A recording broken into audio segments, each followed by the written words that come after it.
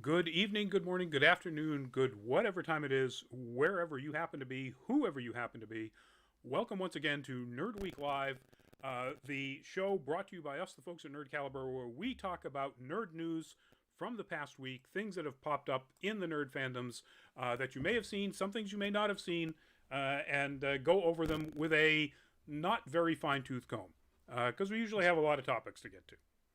I'm Rodney Brown. I'm the editor in chief of Nerd Caliber. I am first person shooter as a cosplay photographer on Facebook, and Burley underscore adopter as a tech journalist and other things on Twitter and a couple of other places. Joining me tonight is the obviously musically inclined Byron, if you would. Hello, ladies and gentlemen, others of the interwebs. It's your boy Byron McNeil, aka Byron D0. I'm multiple facets of the internet. Artist, writer, video content creator. I wear a lot of hats at Nerd Caliber, and I'm glad to be here tonight. If you want to check out some of my work, you can go to my Instagram, which is BDZEROART. BD0art. Sounds like that's what that spells. Yes. Awesome. Very cool. All right. Normally at this time, I would be saying hello to a bunch of people in the chat, but apparently the chat is an awful lot like our team. Everybody's got stuff going on. So if you join us in the chat, feel free to pop in, say hi, respond to any of the topics we're talking about, ask any questions. We love to hear them and we love to talk about them. We're going to start right off with our very first topic. That is, of course, a cosplayer cosplaying as the character Snake Eyes from the G.I. Joe franchise. And the news is the Snake Eyes movie, which, if you weren't aware there was one happening, I know we covered it, but I completely forgot about it. The Snake Eyes movie, which was supposed to be coming out October 22nd, has been moved way up to a release date of July 23rd. Technically, the movie is Snake Eyes G.I. Joe Origins, which I'm hoping is not going to be a curse of death like X-Men Origins Wolverine. Oh, no. Yeah. But this is directed by somebody named Robert Schwentke, and has a bunch of people that you've probably barely heard of. Samara Weaving is Scarlet. That's cool. And of course, it's going to focus on Snake Eyes and Storm Shadow. Well, that's a very cool rival. That's a very cool rivalry.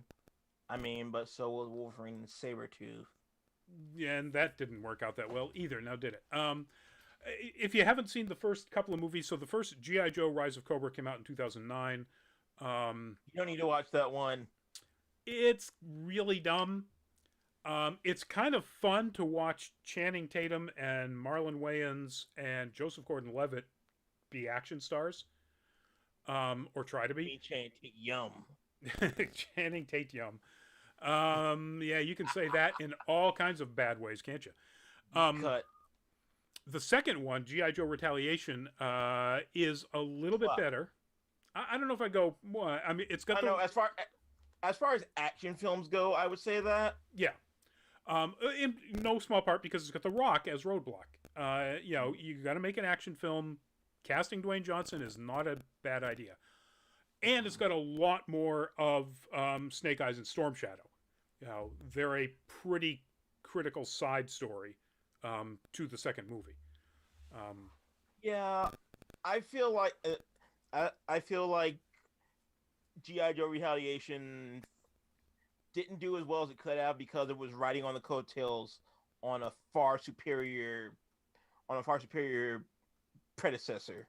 I mean, inferior predecessor. Why is it superior? Wow, like, wait a that minute. much better.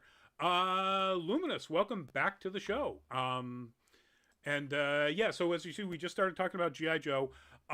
Now, I don't know how much it was weighed down by its predecessor because it made more than double. Oh, it did. Yeah. So Rise of Cobra made $302 million worldwide. Retaliation made $678 million, almost $750 million, and that's getting close to Marvel money. Yeah, but it wasn't enough to continue to reinvigorate interest into the franchise as a whole, though. Yeah, by the time this comes out, it will have been 8 years.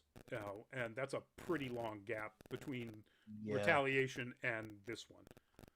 Um, but we know, when Hasbro bought E1 Entertainment One, it was pretty clear they did that because they wanted to make a crap ton of movies and TV about all of this property that they are sitting on, as opposed to just licensing it out and hoping somebody picks it up and makes it. So, anticipate a lot more of this sort of stuff.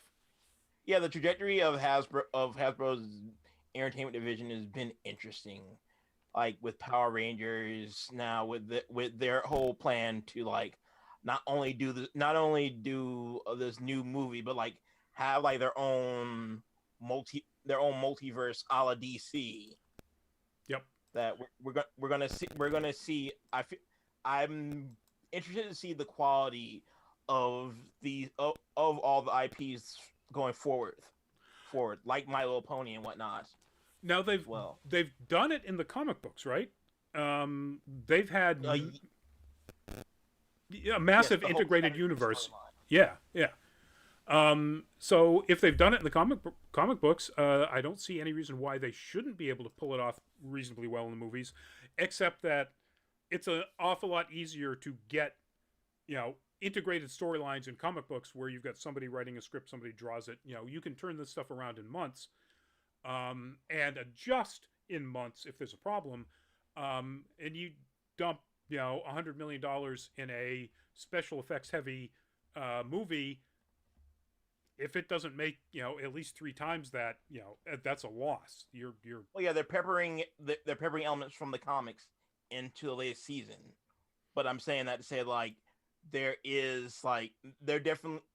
definitely am to see how this goes with GI Joe as well. Like, yeah, what are they gonna do with?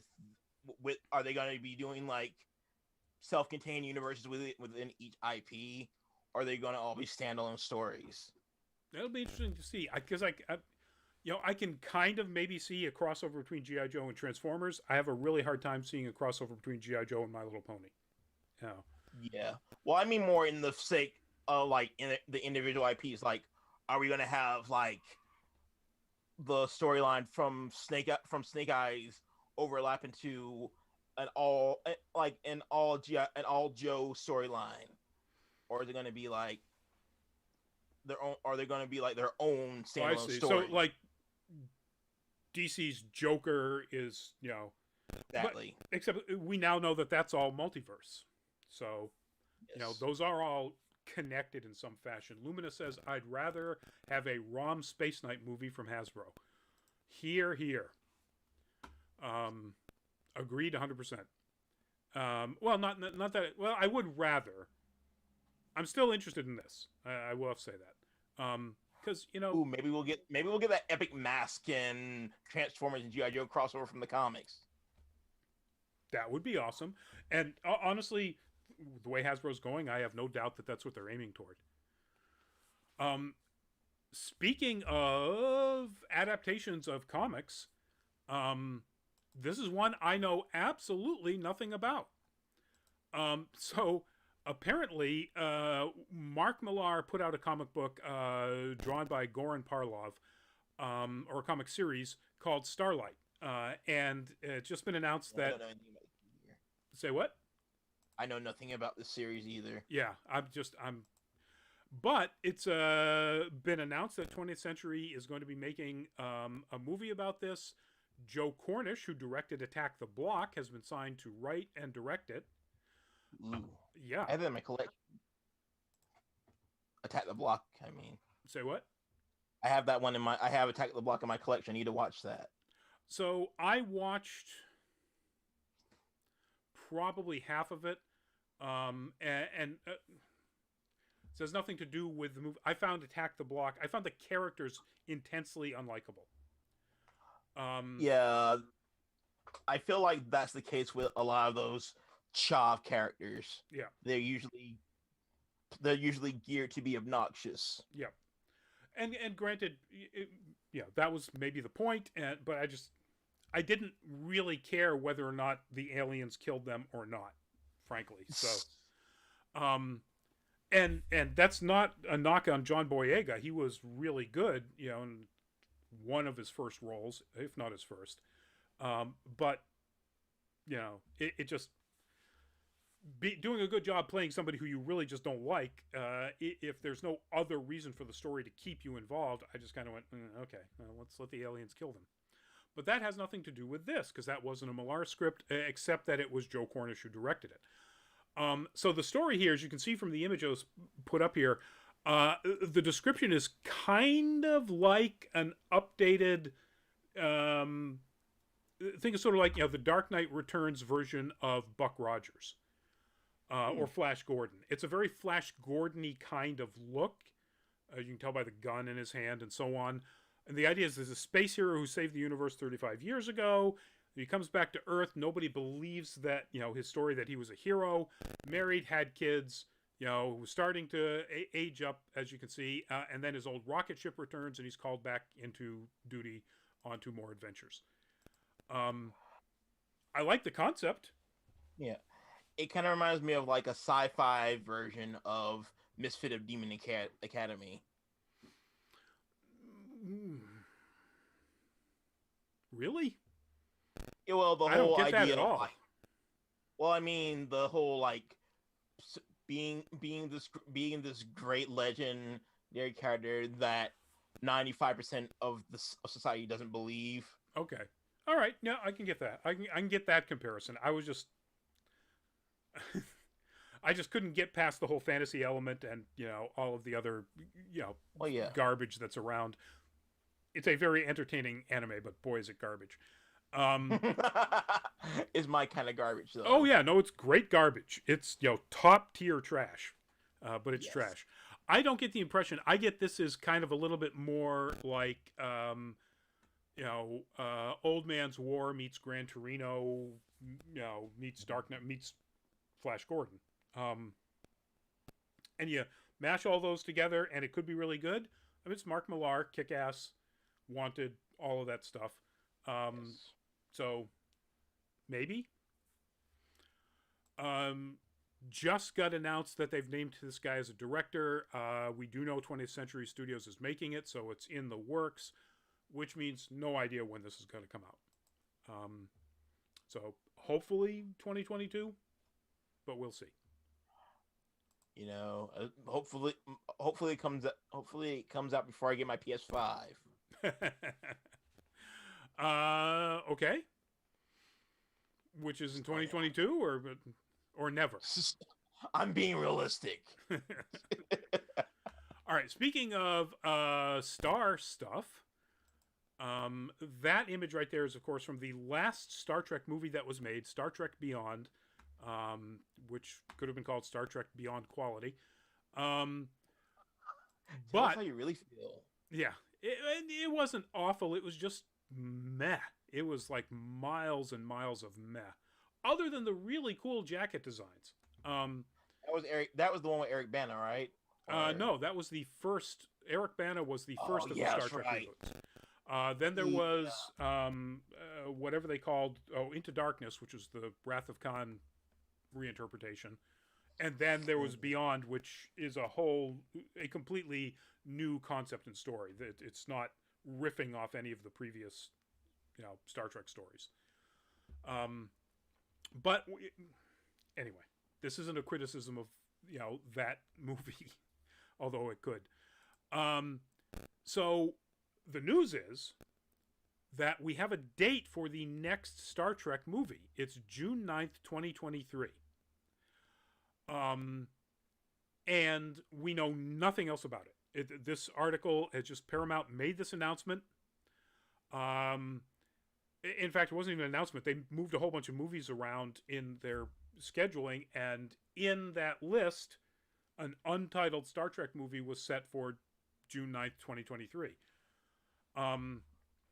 Every movie that we've talked about as a possibility in the last couple of years has gone, you know, down the tubes. Remember there was a time when there was going to be a Quentin Tarantino one? Yeah, vaguely. Yeah, that ain't happening. Apparently, Noah Hawley, who made Legion, was going to be doing one. I would have paid money for that. I would have. I would have just like shoved my wallet into the internet Yep. to make that happen. Give me the. Because his visual style is just so out there. I would have loved to see like a surrealist take on Star Trek. Or even when he's not being super surreal, he's still just. I mean, he also did Fargo, the TV series. Obviously, not the movie. That was the Coen brothers. But he has this really interesting, sort of sardonic, dry humor way of approaching a lot of stuff. But also, he's a great talent. I mean, he does. That would have meshed so well with like Carl Urban's Bones. He could have done so much with that character. Yes. But that's not what's happening. Those movies aren't going to happen. The one that was supposed to bring back Chris Hemsworth in some alternate timeline as Kirk's dad, that's not going to happen. So we have no idea. Just no clue. We don't know. This doesn't even say whether or not this will be in the... Oh, yes, Taika Waititi. That would be awesome. But we don't even know if this is going to be in the original series timeline, which all of the stuff that's on Paramount Plus right now, which used to be CBS All Access, is, including Picard and Discovery. There are a lot of people who don't particularly like what Discovery has done with the timeline, but it is still the original series timeline with, some changes. I would love to see a Picard origin film. I think that would be awesome too. I mean, they've shown some of the stuff in some of the, like when he has flashback moments in episodes. The one where he had his heart damaged. Yeah. And those were great. And so, I think it would be awesome. And speaking of Picard and stuff like that, obviously stay tuned for the last topic, because that will be coming back. So again, we don't know whether it's going to be the Chris Pine, Zachary Quinto, what they call the Kelvin timeline, or the original series timeline. We know nothing else. Just June 9th, 2023. So get ready, put that on your calendars, if you're a Star Trek fan. All right, that what just popped up on your screen there is a screen grab from the trailer that dropped for the upcoming game Neo: The World Ends With You, which we found out in here is going to be released on July 27th for Nintendo Switch and PlayStation 4, and then a Windows PC version sometime this summer on the Epic Game Store. Boo. But no specific date. I got to tell you, Byron's going to take over here on this one, because when he posted this into the group as a possible topic, my first reaction was like, they're making a game based on that anime that just came out that's based on a game? Like, meh. And then within a day, like, my Facebook feed is like, oh my god, it's a sequel to The World Ends With You. And, okay. Clearly, I'm not in the loop on this one. So... Byron, what is The World Ends With You, and what is Neo: The World Ends With You? All right, so The World Ends With You was the story. The story was about this boy named Neku who gets caught up, who lives in Shibuya, and he is like your standard misanthropic shonen protagonist. He gets caught up in this death game called a Reaper game, where a timer appears on his hand. And he has to survive the game. He has to survive the game with his growing cast of friends, and to stop the Reapers who are running the Reaper game. And in Neo: The World Ends With You, is just a direct sequel. Apparently, Neku's gone missing, and this new character, whose name I have not learned yet, Rindo. Yes, Rindo. Yeah, Rindo is working. He's caught up in the Reaper game now, and I think, if I remember correctly, he's trying to save Neku, who seems to have been captured by the Reapers. As you can see, folks, from the art style, go back to that image. I'm pretty sure that's Rindo in the middle. That would make sense because he's in It's the center. super Nomura. It's very much a Nomura-esque aesthetic. Yeah, and it's a Square Enix game, apparently, according to this article. Yes. Again, I don't know. But He's all style, no substance, but damn, does he make it? But a completely different style from what you would style. normally associate with Square Enix. So you got to give him that. Well, I mean, he's also become the point. Tetsuya Nomura has become the point man for a lot of IPs at Square now. Yeah, with the exception of Dragon Quest. Now, do we know for sure that he is involved with this design, or is it just inspired by him?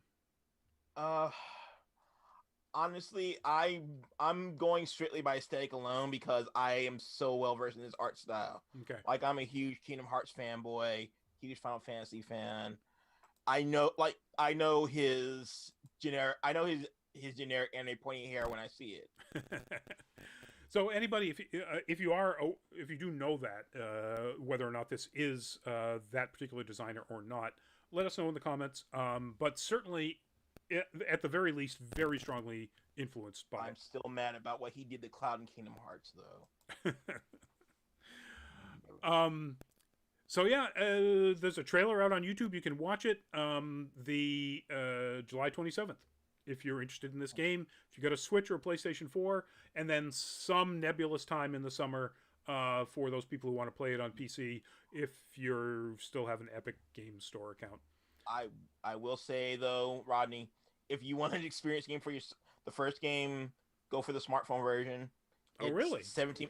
Yeah, it's $17. It's a lot of fun. It was originally for the 3DS, so it has a lot of that touchscreen. Okay. It had a lot of that touchscreen abilities. Like I said, it's only $17. It won't break the bank. Yeah. Anybody who's curious, highly recommend it.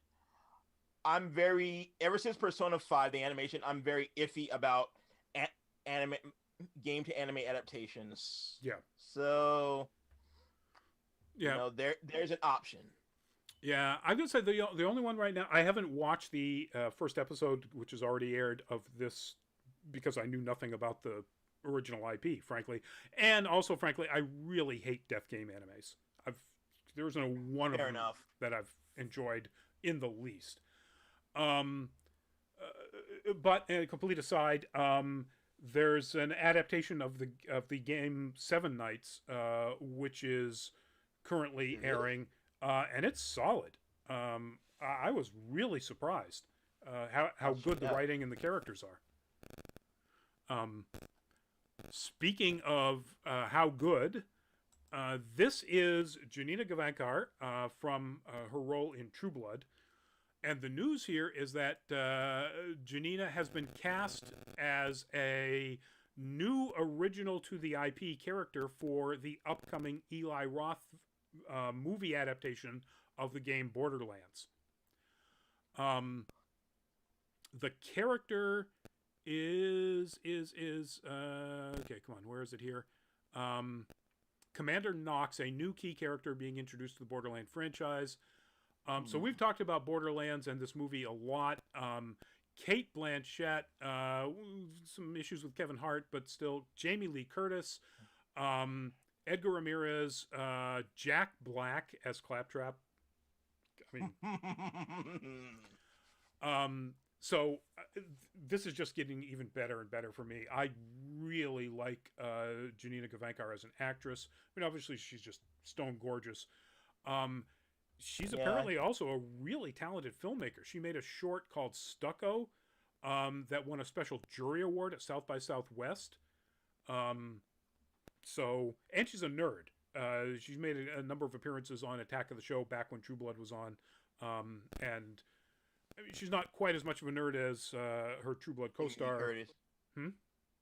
As Jamie Lee Curtis. Or it was Jamie Lee Curtis, because I was going to say as her True Blood co-star Joe Manganiello, who's a D&D, just absolute D&D fanatic. But she is definitely a nerd and a real tech head too, like a real gadget nerd. There you go.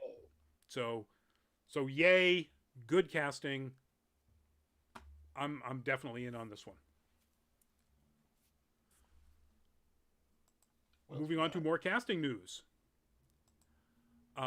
In yet another anticipated movie coming up, Lucy Liu has been cast as a character in Shazam sequel, Shazam: Fury of the Gods. She's going to be playing Calypso. And, you know, just, again, awesome casting. Helen Mirren. You know, and now Lucy Liu. Yes, please. That is, of course, from Kill Bill. Because why would you pick any other image? I'm a big fan of Lucy Liu's work. I mean, you know, Kill Bill is, of course, over the top and fantastic.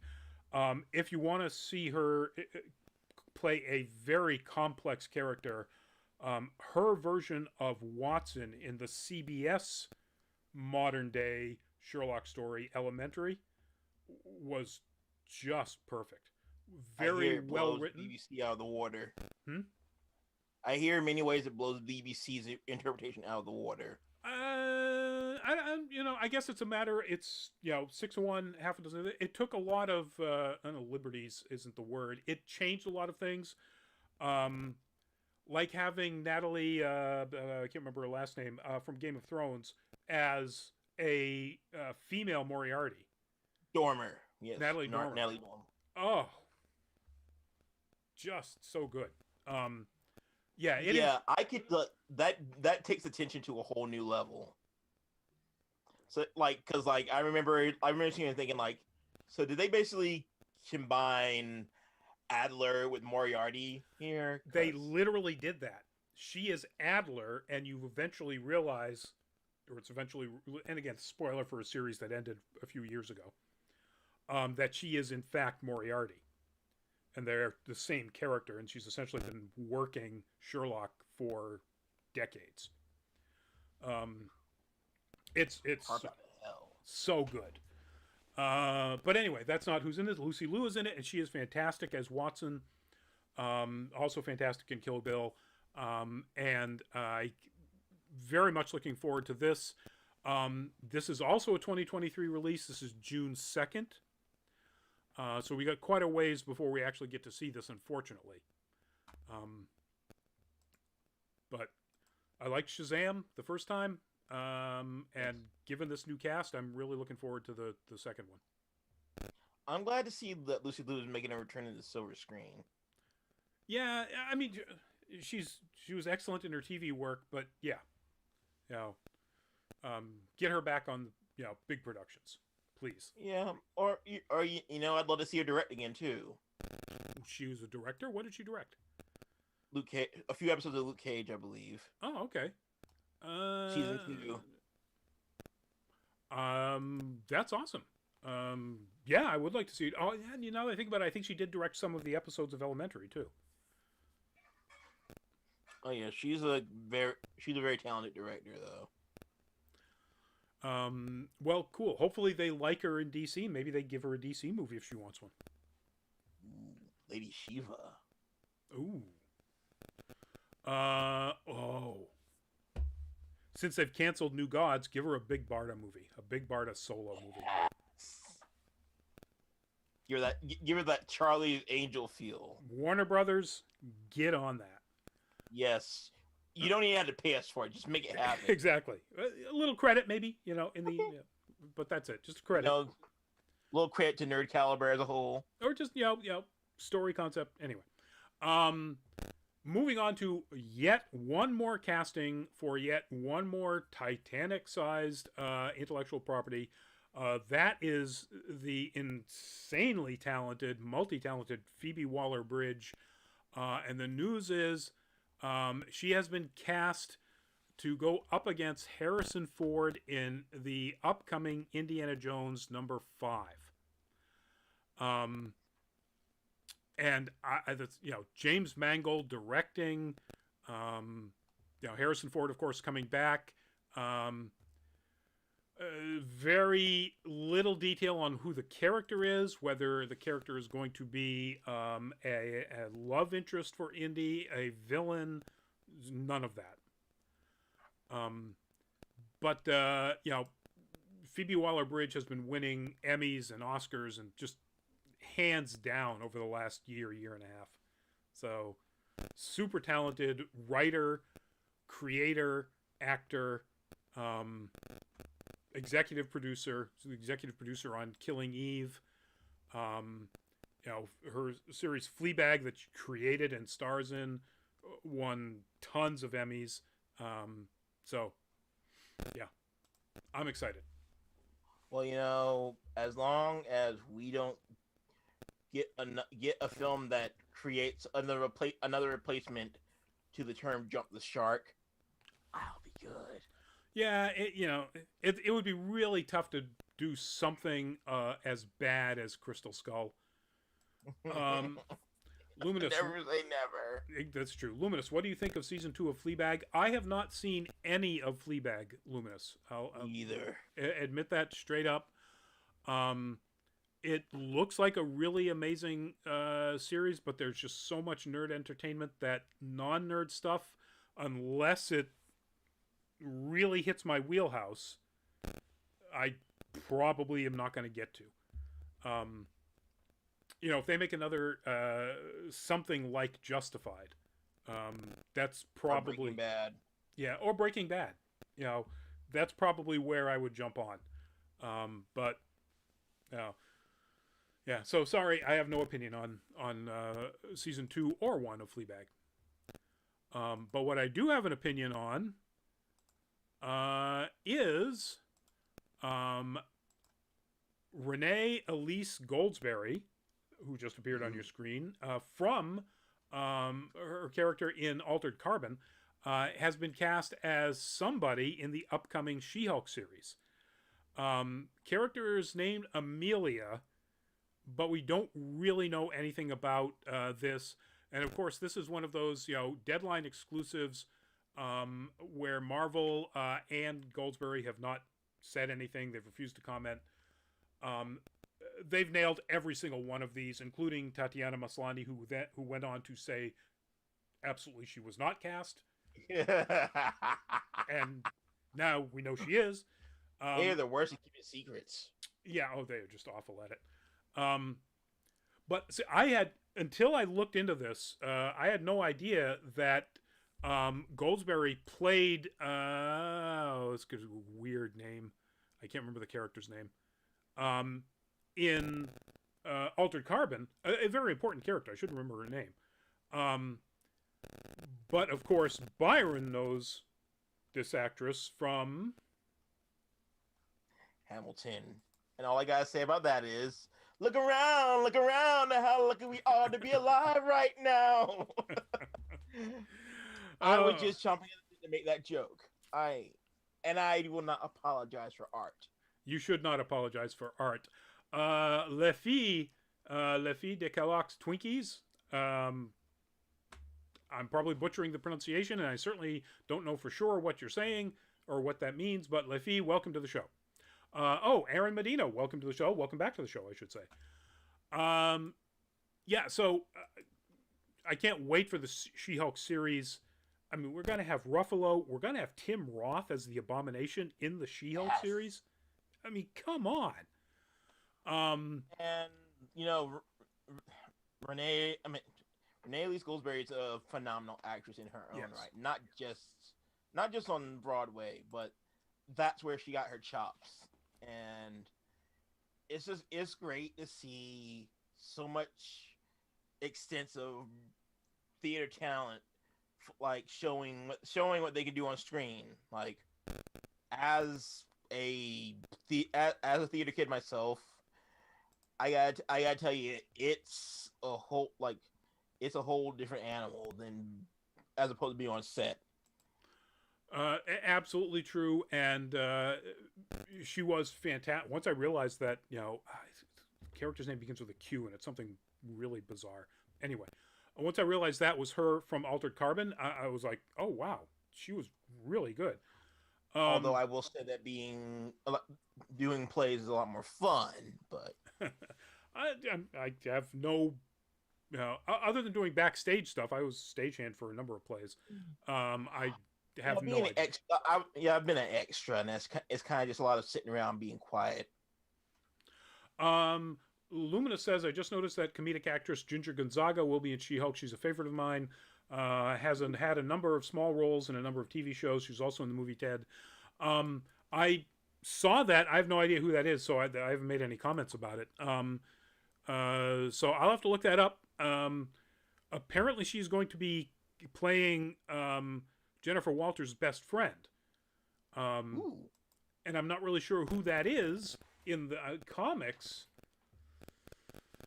I don't know if that's... I doubt very much that that's going to be a superhero character. Which is fine, because I think they're taking this, from what I understand, much more from the run where this is really about Jennifer as a lawyer. You know, and what the world is like for somebody who is the She-Hulk, but also a lawyer. Yeah, and they're taking it. Yeah, so I'm guessing they're going to do the whole. They're going to do the whole angle where she can transform back and forth. I would assume so. Yeah, well, they've already done that pretty much with the Hulk. You know, certainly in the Avengers, Ruffalo was able to transform into the Hulk at whim, or when he needed to, I guess. That has changed somewhat, obviously, with the situation where he's now Smart Hulk, Brain Hulk. I'm just hoping that they don't do this new rendition of She-Hulk where she talks like Savage Hulk to an extent. No, from what I understand, I mean, I can't imagine if she's going to continue to be a lawyer, that would make it very difficult. I mean, she could have been a Trump lawyer, but not a real lawyer, because they never said anything that made any sense. All right, moving on. This is our first trailer drop.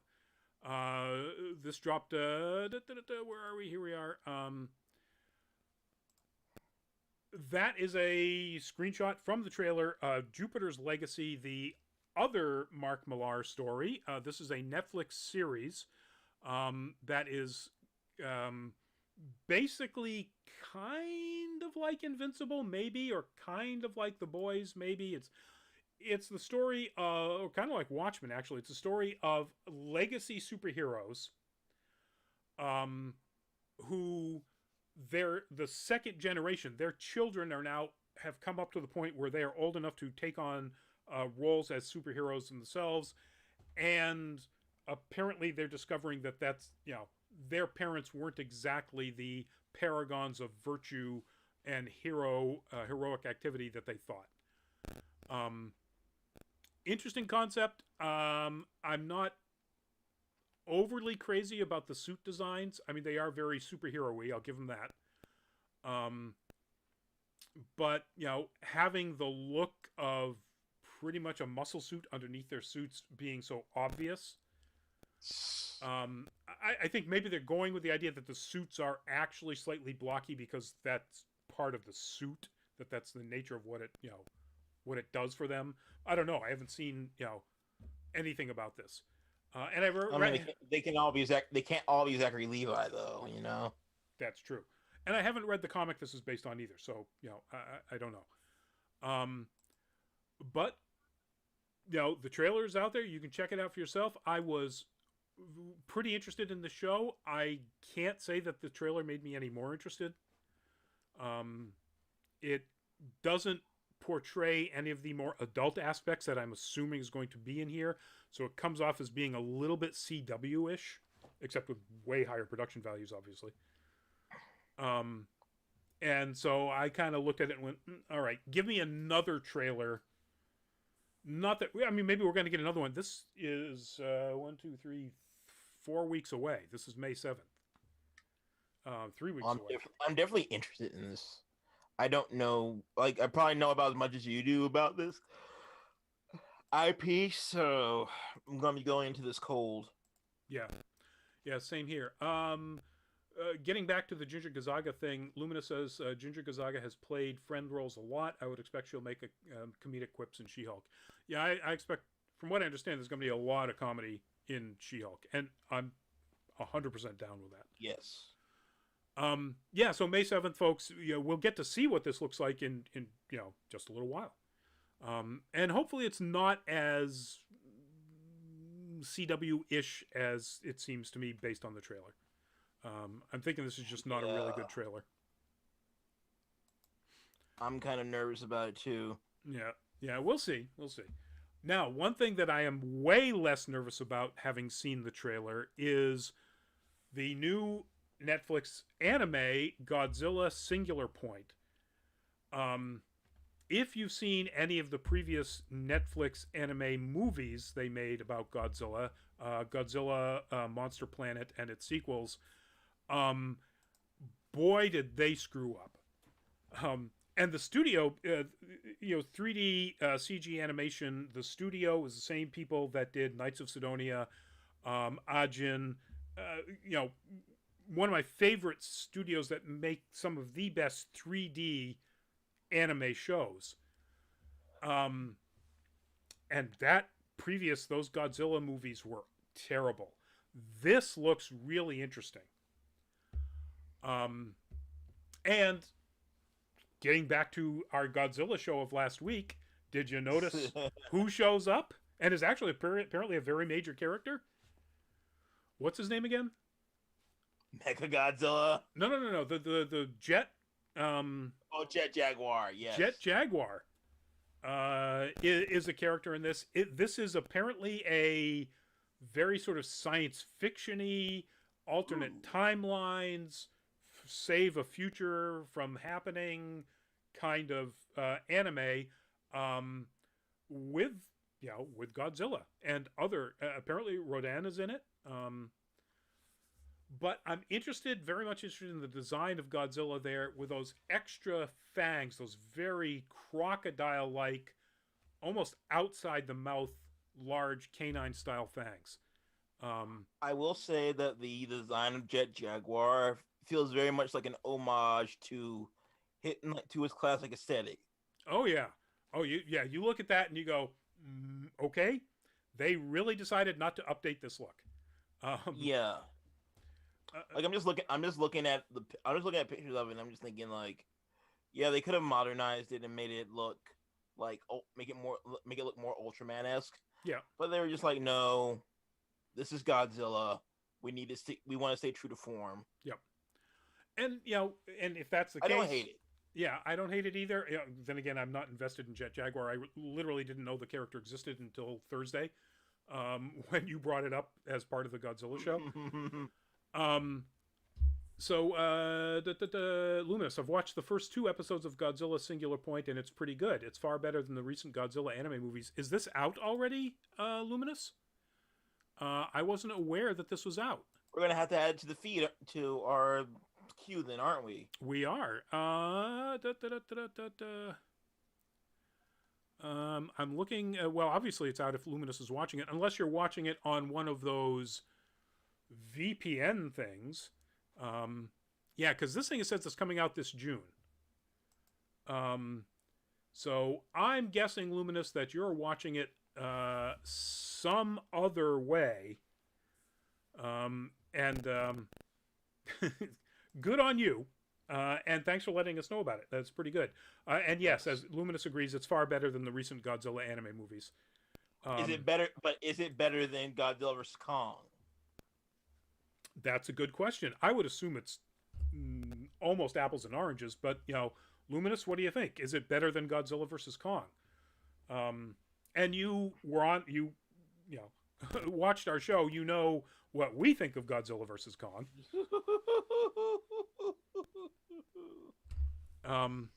Except the fights. The fights are awesome. Yeah. So yes, Luminous points out, it is out in Japan. So, they're releasing your cough VPN. So if you've got that VPN, folks, you could be like Luminous and watch it right now.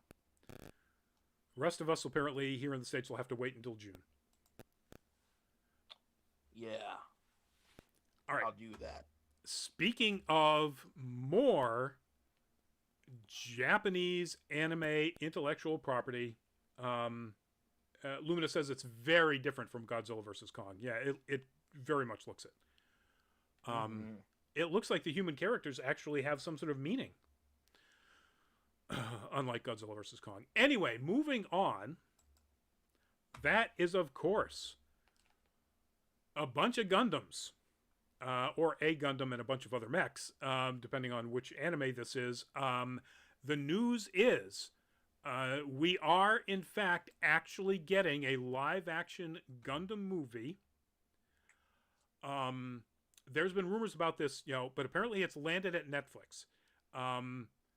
Jordan Vogt Roberts, who did Kong Skull Island, is going to be the director. This was announced, Legendary announced this way back in 2018, and we don't know exactly how this is going to play out, except this one thing. Brian K. Vaughan is writing it and is the executive producer. And what has he done? Brian K. Vaughan, comic book writer. He did Saga. That comic book. Science fiction Brian K. Vaughan is going to be writing this. So as I said to somebody who was talking to me about this, you notice the I guess child in or all the children that are wandering around there in their spacesuits are floating. Yep. One of the things that Gundam and actually all of its similar, Macross and Robotech, which is sort of the same thing, but anyway, do really well is they don't have anything like artificial gravity. They understand how gravity works. Sure, they've got these giant robots, but they make a reasonable science fiction-y statement about how they're controlled and powered, and their spaceships do not have artificial gravity. So if this live action, you'd better take a lesson from The Expanse and 0G or GTFO. That's what I say. Yeah. And, I mean, the fact that he's an experienced science fiction writer means that we can expect I hope they don't deviate from the gravitas of the Mobile Suit Gundam mythos. Yep. With the exception of a few incarnations, they've all had that same gravitas of about war, and similar to Godzilla, where it's just humans humans are the real monsters. Yep. Especially when you think about the origins of Gundam, where Yoshihiro Tomino made this story because he wanted to make a robot series that wasn't about slaying monsters. Yep. And it isn't. And in fact, when I made this sort of joke about The Expanse, this is kind of like The Expanse. Unlike other series which are about slaying monsters or alien invaders or what have you, this is a political story. Almost all the Gundam series are about the conflict of various human political bodies within the solar system, contained in the solar system. Mars and outer planets and Earth and so on. There's almost none of this, which is actually the core of even The Expanse, this, something from somewhere else, alien technology. This is a political story about the horrors of war and the governments that, feel they need to fight them all the time. And how war can corrupt you. How war can corrupt you. I guess, especially in the UC storyline with Char Aznavour. I particularly liked Iron-Blooded Orphans. I think it distilled all of that down to, a really tight story about, the effects of war on kids, on orphans. Yes. And the after effects of war, because it actually starts when there's not really any war going on. Double O could have been that if it weren't for that god awful movie. If I will never forgive Double O for that movie.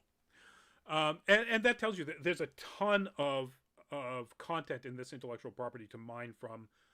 So who knows where Vaughn is going to start with? Although I have to say, my favorite incarnation is the one that deviates the furthest from that narrative, which is G Gundam. Oh yeah, that's true. It's my brain candy. Yeah.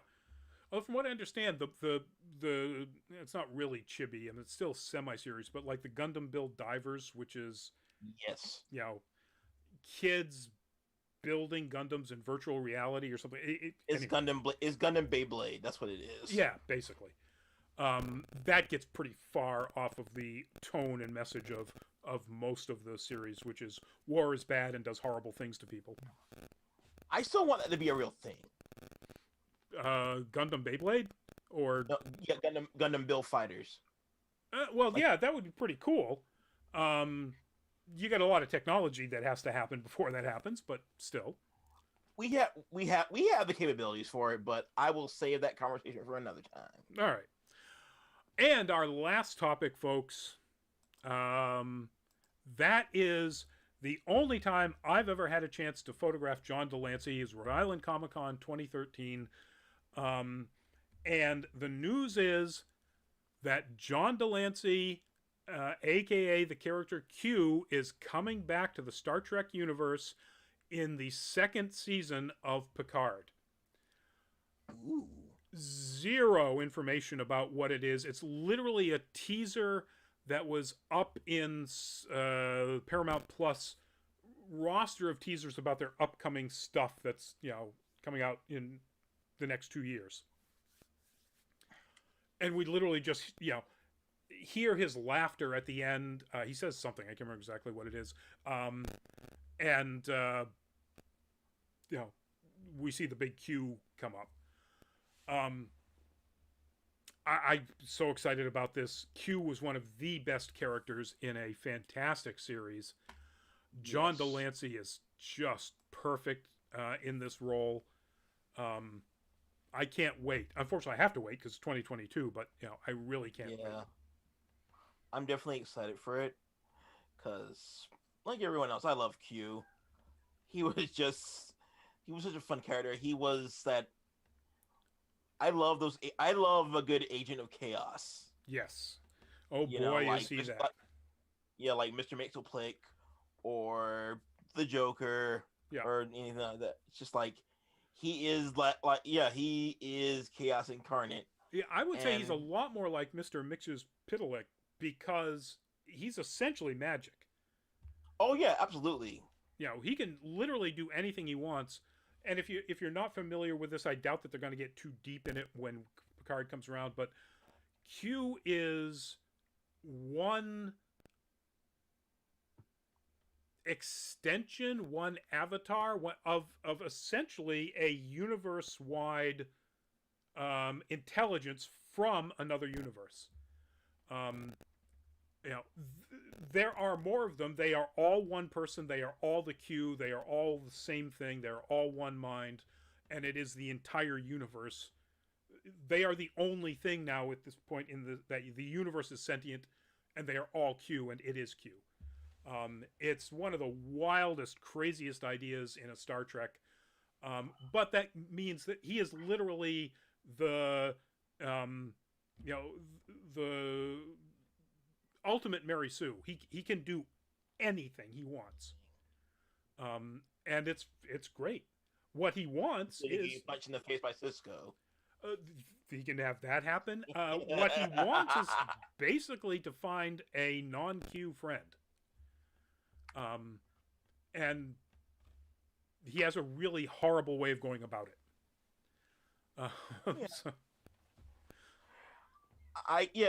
He's definitely he has that same vibe as a lot of DC characters with that same power level, like Batmite or Mxyzptlk or Larry from who is Robin's equivalent of Batmite.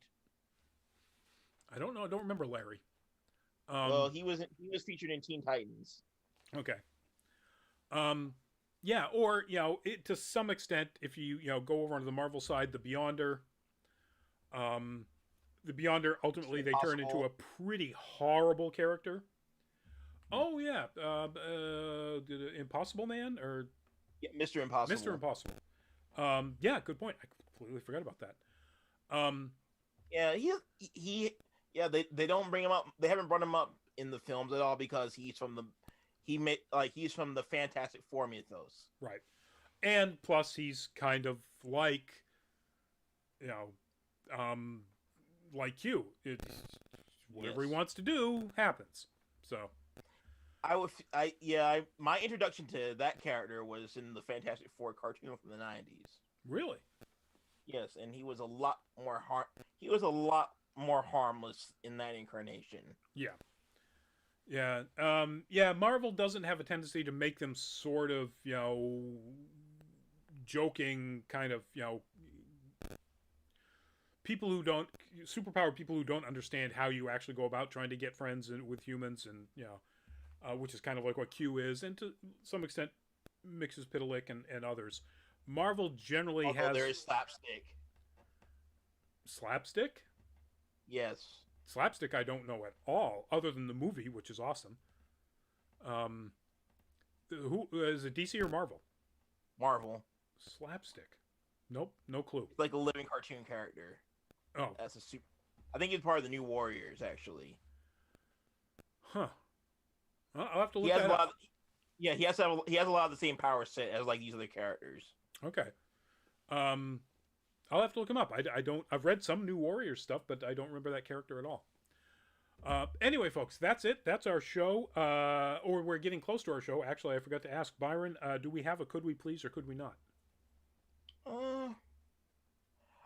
Could we please just, could we not have people doing this whole vaccine tourism thing that's been going on? I've seen it on my friends list come up a few times, and it's just like, there are people in these respective states that are waiting for vaccines, myself included. And if you're going from like New Hampshire or New York or wherever just to get a Johnson & Johnson shot, then you are a piece of doo-doo, stinky, poo-poo cow pie. Well put, although New Hampshire and Massachusetts will, within a month, I believe, open it up for people from either side to get shots in either state. But again, that's probably after they open it up to literally everybody from the age of 8 or 16 up. So, which I think is going to be mid to late May. But yeah, I get that. I agree. I can't say anything. My second shot is Sunday, so one of the very few advantages of being this old. I don't. I will sort of echo Byron's. Could we please be aware that nobody at this point knows exactly how much transmission can happen from somebody who might pick up the virus, even if they've been vaccinated, so they won't get sick from it. They might still be a carrier, and until we know that, please continue to wear your masks. Please continue to social distance. Please continue to wash your hands. When I go to whatever my first con is, maybe Fan Expo Boston in late August, maybe Granite State Comic Con in September. Who knows what it is? But I'll be wearing a mask. Now, even at that point, I'll be wearing a mask at any con I go to at least through 2021. And I'll be bringing my hand sanitizer and all of that stuff. So just be safe, folks. Steps, man. Baby steps. Baby steps, exactly. So please, folks, be safe. And as we always do, we do ask you to stay safe.